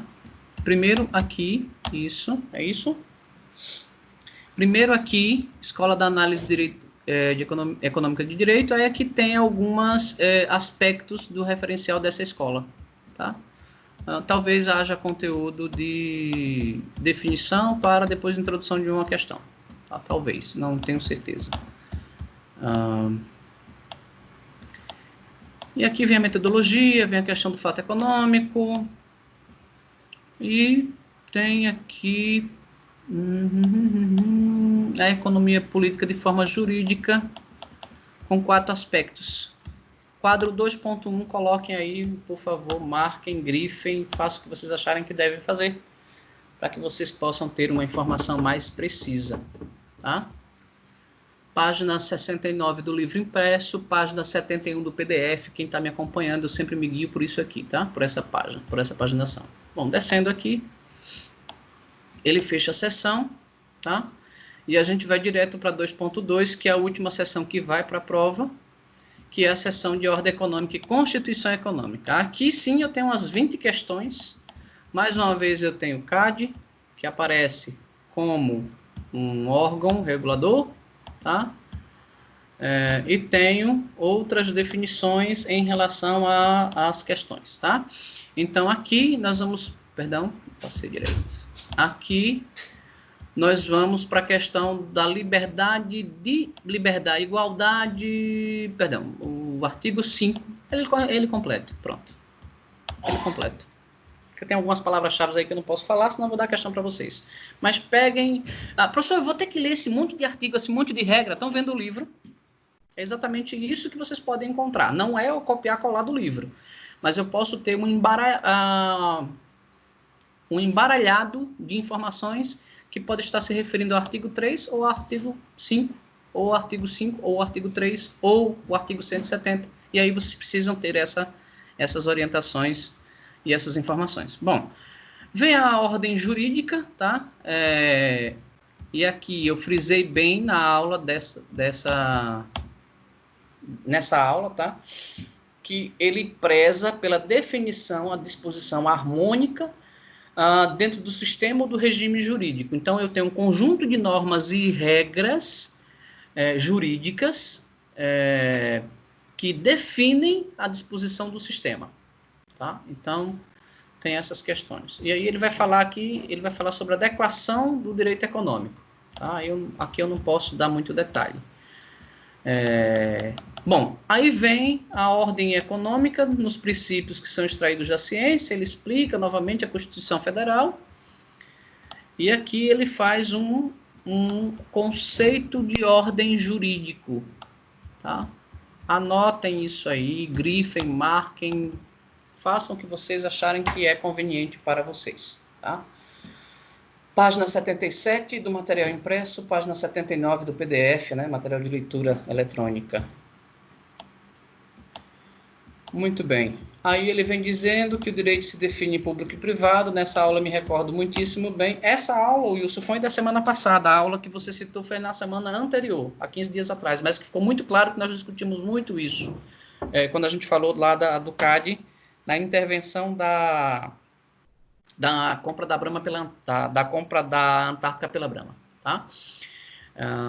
Então aqui direito é dividido em público e privado, vocês mais do que ninguém sabem disso, que estudam exatamente essa área, mas aqui quando eu falo de ordem pública, anote aí figura 2.2, tá?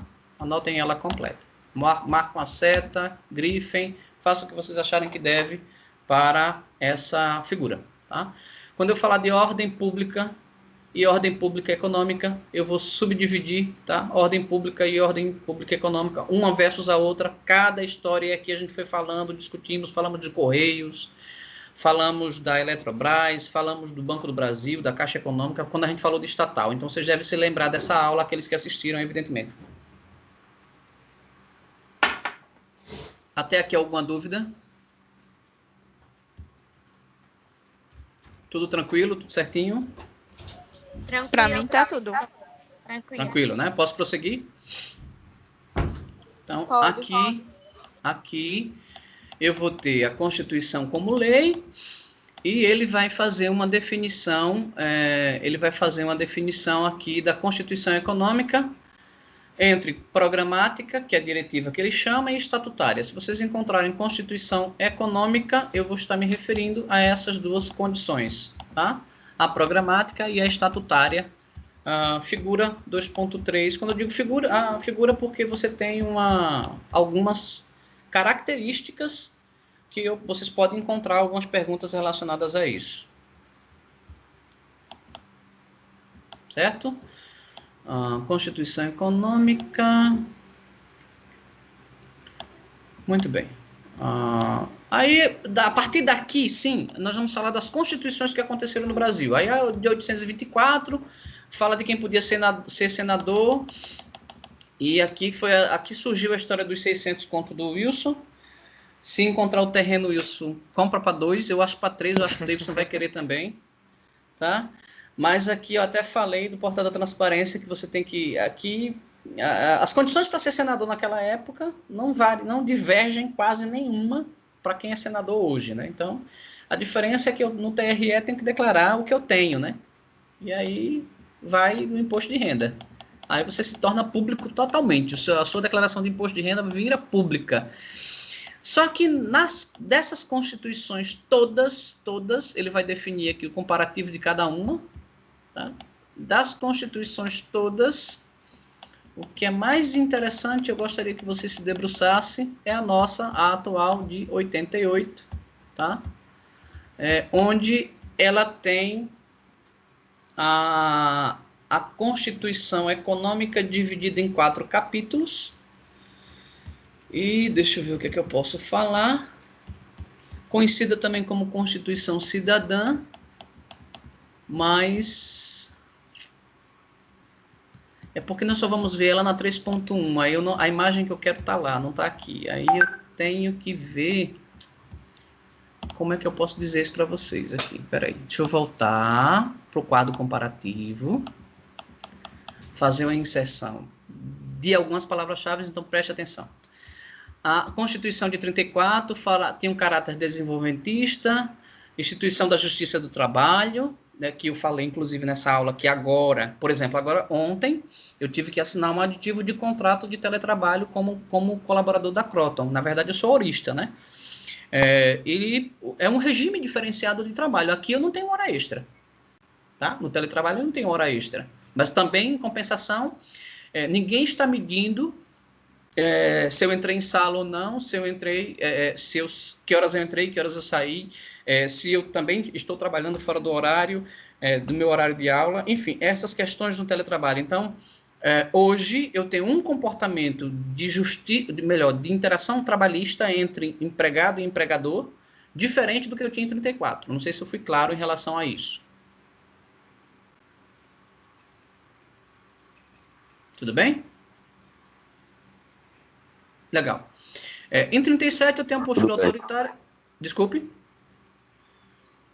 Tudo bem.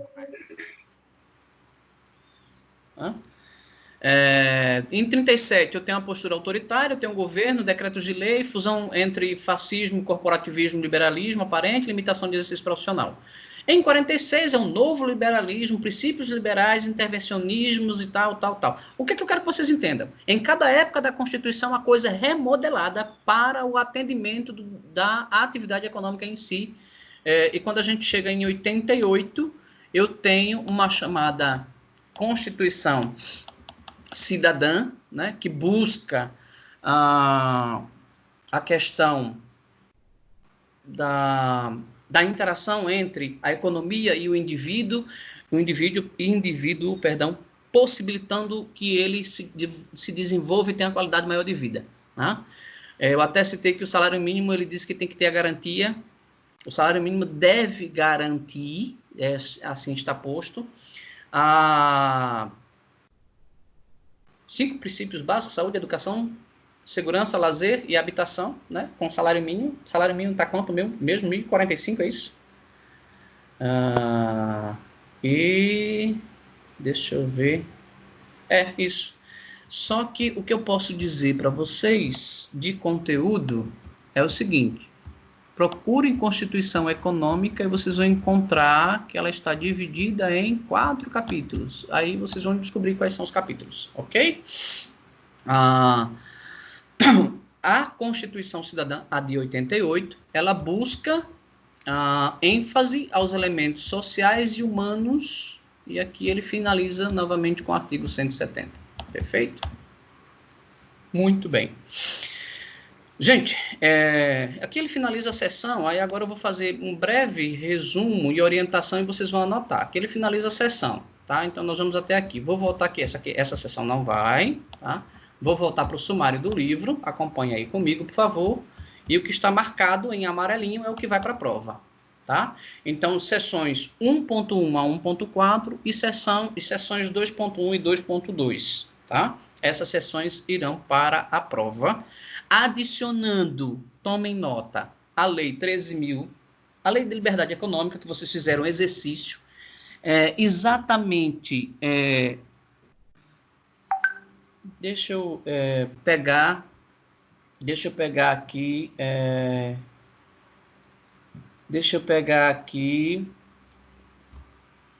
o exercício e compartilhar. Eu posso descompartilhar o livro?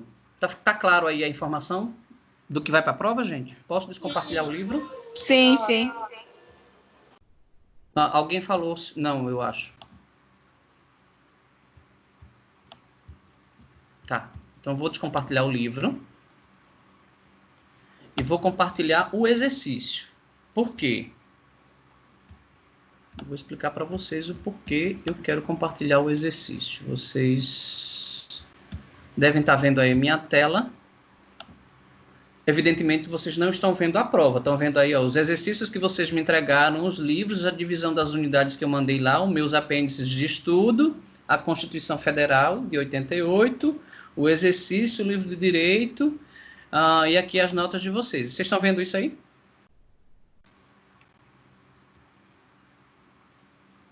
Sim. Perfeito. A prova não está aí. Mais uma vez, ela está aqui no celular. Eu já posso tirar daqui para evitar que eu compartilhe o que não deva. Aqui, o que é que eu quero? Acompanhem comigo o raciocínio. Vocês terão 6 sessões. Anotem o artigo 170, tá, da Constituição, o artigo 13 e o artigo 5. Vejam bem, aí eu já vou aproveitar para dizer aqui para vocês como eu pedi o exercício para vocês. Eu acho que agora vocês não têm a minha imagem, tem a imagem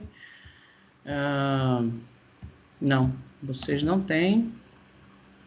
Ainda continuam com a imagem do livro, é isso? Não. Continua a imagem do que você está olhando. Peraí, mas eu tenho que compartilhar. Eu vou parar de compartilhar aí e compartilhar agora sim o exercício. Agora eu consigo abrir o exercício.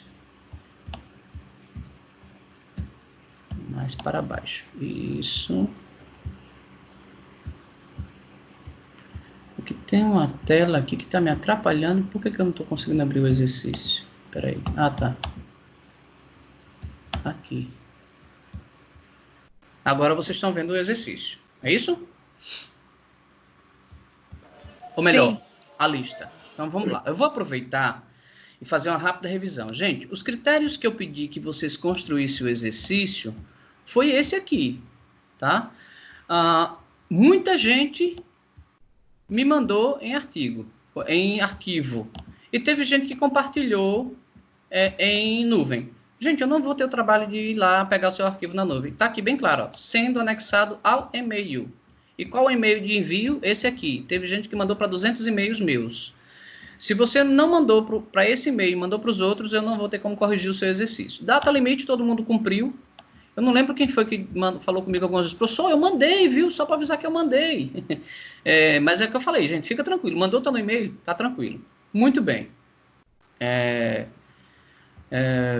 Quando eu corrigir o exercício, eu vou dar o retorno para vocês lá ou no corpo do e-mail, tá? Com a pontuação. Bom, aqui eu vou precisar que vocês peguem exatamente esse artigo, essa lei 13.874 e leiam o capítulo 3, o capítulo 2, o capítulo 3 e o capítulo 4. São pequenos. Leiam, ok? Essa lei está na íntegra em uma das pós-aulas do AVA, tá? Então, recapitulando,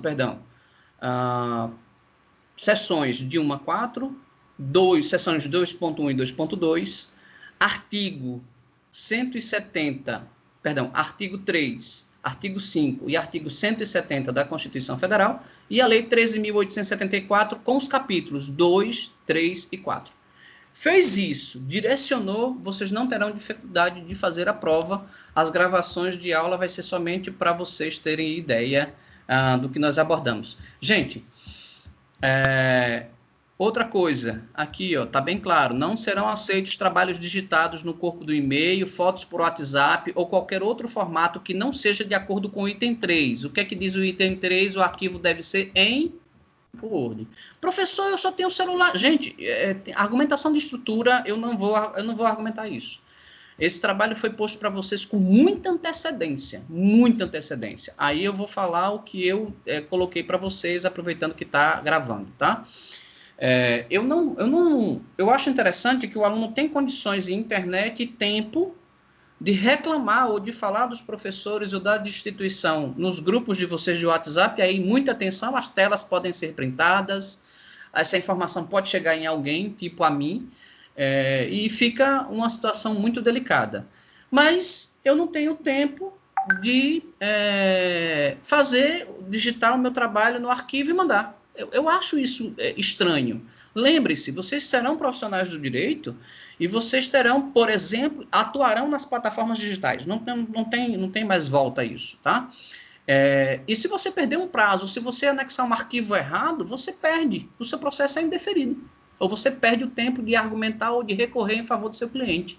Então, aqui comigo você perde ponto. Lá você pode perder o cliente e dinheiro. Então, a minha preocupação aqui não é punir ninguém, mas disciplinar vocês para entrega de trabalho, para cumprimento de tempo, para padronização, entendeu? E aí eu confesso que eu recebi exercícios que não estão cumprindo os itens 3, o item 3, perdão, tá? E, lamentavelmente, eu vou zerar a nota. Eu tenho que dizer isso para vocês sem pudor nenhum. Bom, continuando o exercício, vocês já responderam essa questão aqui para mim. Ela não vai para a prova, isso aqui não vai para a prova, tá? Mas o que eu quero da lei 13.874 é isso aqui. Leiam isso aqui, tá? Basicamente é isso. Bom, meus amigos e minhas amigas, alguma dúvida? Estamos com 2 horas e 40 minutos de gravação, tá? Não é de quando começou a aula começou um pouquinho antes. Alguma dúvida, alguma pergunta, fiquem à vontade. Durante a semana, eu só vou pedir um pouquinho de paciência de vocês, porque eu tenho que fazer uma plataforma para poder jogar todos os vídeos de todas as minhas disciplinas lá nessa plataforma. Então, eu vou pedir a vocês que tenham só um pouquinho de paciência, que essas plataformas estarão lá. Recapitulando para quem chegou depois, nossa prova de forma eletrônica acontecerá no dia 25 de abril, das 8 às 11 da manhã.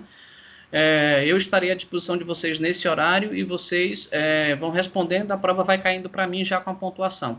Eu fiz a pergunta, a maioria que estava de manhã concordou, no início da aula concordou, que ao terminar a prova, quando você clicar enviar, aparecerá uma mensagem minha e aparecerá a sua pontuação. Como vocês vão ter o resultado, só vocês estão vendo, eu vou perguntar mais uma vez. Porque se fosse exposto, poderia ser que alguém não concordasse. Mas como é só vocês que irão ver o resultado, eu pergunto mais uma vez. Todos estão de acordo que o resultado apareça assim que você enviar a prova? O resultado eu falo a pontuação? Sim. Sim.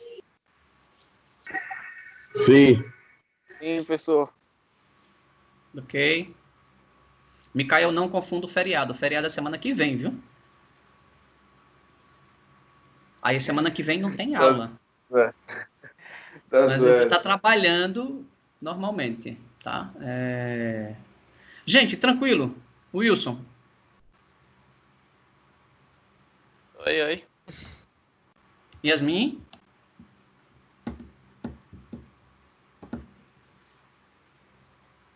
Acho que a Yasmin deixou o aplicativo ligado.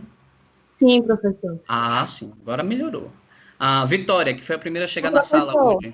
Sim, pois não? Quando é que o senhor vai se posicionar em relação às notas do trabalho que a gente fez? Eu pretendo dar esse retorno para vocês até o próximo sábado. Por quê? Eu estou lendo devagar, eu estou com 115 agora, lendo exercícios. Os de vocês eu estou priorizando, mas eu tenho até o dia 27 de abril para colocar todas as notas no ar. Você já tem uma parte dessas notas, mas eu pretendo, por exemplo, pegar direito econômico, zerar direito econômico, colocar na minha planilha as notas, responder vocês e, em seguida, fazer o lançamento no sistema. Então, está sendo um pouco lento isso, porque agora cobraram aqui no grupo, inclusive dos professores, que nós priorizássemos os links dos vídeos para vocês assistirem lá, caso tenha alguma dúvida por conta das provas. Ou seja, estamos providenciando toda a estrutura e conforto, pelo menos na minha disciplina, para que vocês possam fazer uma boa prova. Aí eu vou ser mais contundente. Eu não sei se vocês vão colar, se não vão, eu não tenho esse domínio. É você com você mesmo, é sua ética, entendeu? Mas assim, nós vamos garantir que vocês tenham tudo isso. Então agora foi pedido para priorizar os links de vídeo para a gente colocar lá. E depois, sim, já foi lançada as notas, eu lancei muito previamente, lançou uma parte das notas, que era até ontem. Agora os links de vídeo, e a gente vai começar a ser cobrado a partir da segunda-feira que vem, do restante da pontuação da formativa 1, mais a nota das provas, tá? Então, a nota da prova vai ser muito rápido, porque vocês terminando, a turma toda terminando, eu pego a planilha que vai vir para mim numa planilha no final, eu pego a planilha com a pontuação e já lanço para vocês, tá? Agora, eu vou só pedir um pouquinho de paciência em relação aos exercícios, ok? Porque aí eu estou lendo devagar, vou dar um feedback para vocês, para que vocês possam ter. Eu estou mais preocupado com esse suporte para que vocês possam fazer uma prova confortável. Tudo bem? Eu falava que a Vitória foi a primeira a chegar em sala hoje, né? Logo cedo, e a gente ficou esperando vocês. Gente, eu gostaria de agradecer a vocês aí pela participação. Lamentavelmente, mais uma vez, nem todos os alunos estão participando das aulas virtuais. Isso não exime o conteúdo. Primeiro, porque todo o material está no AVA. Segundo, que nós estamos ministrando as aulas no horário da aula, no dia da aula, no horário da aula, ao vivo, como vocês estão vendo aí, e a gravação vai ser cedida para vocês depois com os direitos autorais quebrados, mas enfim. A ideia é que vocês percebam, entendam que todo o suporte diante da situação que a gente está vivendo está sendo dado não só pela instituição, lógico, mas pelos professores. Eu estou fazendo minha parte como professor, né, e como profissional da educação. Espero professor, que... Pois não. juridicamente, o senhor não pode cobrar a Pitágoras, não, a Croton, pela essa quebra de... Eu vou fazer... Pela quebra da autoria? Eu vou falar o que eu sempre falo no estado. Não entendi sua pergunta, eu vou fazer isso, assim, para não argumentar. Tá? Acho que vocês me entenderam, basicamente. Mas, enfim, a minha intenção é que vocês tenham um conforto mais preciso. E no dia da prova, dia 25 de abril, das 8 às 11, eu vou estar à disposição para vocês, tanto no Teams quanto no WhatsApp, tá? Para tirar dúvidas da construção da questão, não dúvidas de qual é a resposta. Isso só quando vocês receberem a prova, depois eu posso disponibilizar para vocês. Ok? Gente, mais uma vez, se cuidem, cuidem dos seus, estudem, vejam o que eu pontuei, não inventem a roda, porque vai estar tudo muito claro na hora que você abrir o formulário para responder a prova. Ok? Quero agradecer a todos vocês pela participação na aula. E como eu sempre digo em sala, por hoje é só, vão em paz, que o Senhor vos acompanhe. Tchau para vocês, uma boa semana e até mais. Até mais. Tchau, professor. Tchau, obrigado.